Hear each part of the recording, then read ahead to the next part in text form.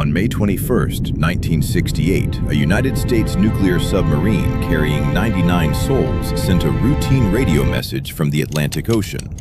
It was never heard from again. No distress call, no SOS, no final transmission. The USS Scorpion simply vanished from the face of the Earth. And when the wreckage was finally discovered 5 months later, it wasn't just where they found it that shocked investigators. It was the condition of the submarine itself and the haunting questions it raised that still echo through the halls of the Pentagon today. This is the story of one of the U.S. Navy's most classified disasters, a mystery so troubling that even now, more than 50 years later, the truth remains locked away in sealed files and redacted reports.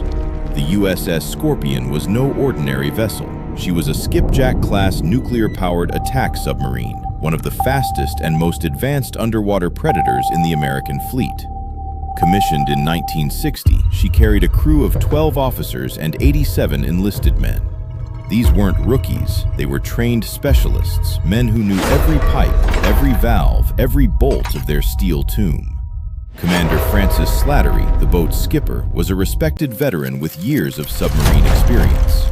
In February of 1968, Scorpion deployed to the Mediterranean Sea as part of a routine Cold War patrol, watching Soviet naval movements and gathering intelligence. The mission was classified, like most submarine operations during that era.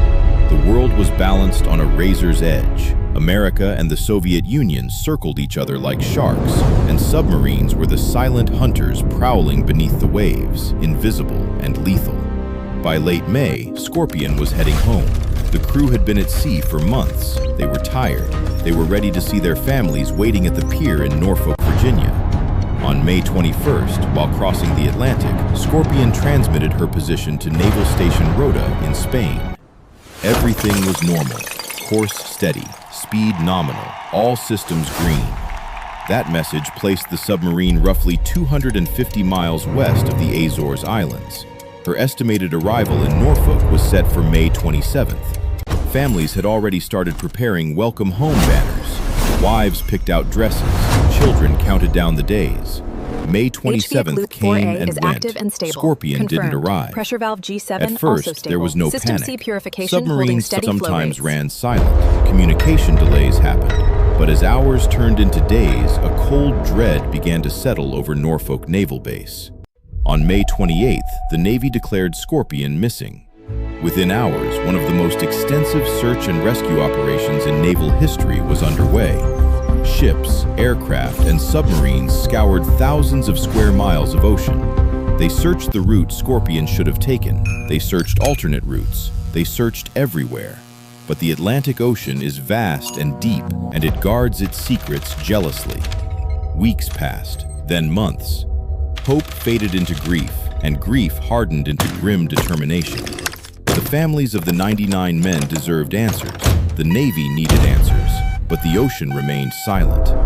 Then, in October of 1968, 5 months after Scorpion disappeared, a Navy research ship detected something on the ocean floor using newly developed deep-sea sonar equipment. The images were grainy, ghostly shadows in the abyss, but unmistakable. They had found her. The wreckage of USS Scorpion lay in over 10,000 feet of water, roughly 400 miles southwest of the Azores. But here's what made investigators' blood run cold. She was nowhere near her projected course home. She had deviated miles from where she was supposed to be, and nobody knew why. Even more disturbing was the condition of the wreckage. The submarine hadn't just sunk, she had been catastrophically destroyed. The hull was shattered into major sections scattered across the seafloor. The sail, the conning tower, lay separate from the main pressure hull. Debris spread across the seabed like broken toys. The Navy deployed the deep-sea submersible Trieste II to photograph the wreckage. What those cameras captured remains partially classified to this day, but the released images show a vessel that suffered a violent, sudden death. This was not a slow flooding. This was not a gradual descent. Something terrible had happened, something fast and devastating. The official Naval Court of Inquiry convened to determine the cause. They examined every possibility: mechanical failure, torpedo malfunction, accidental explosion, enemy attack.